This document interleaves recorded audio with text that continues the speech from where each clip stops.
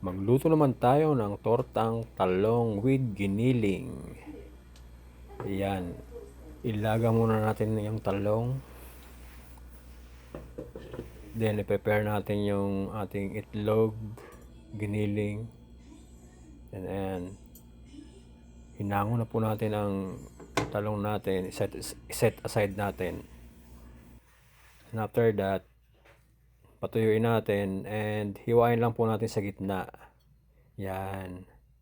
Dahan-dahan lang natin hiwain.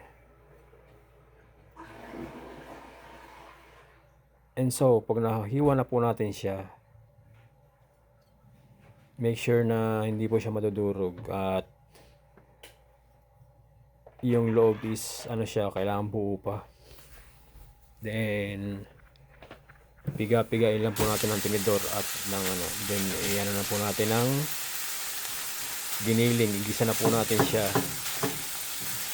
Timplahan natin, isangkot natin konti.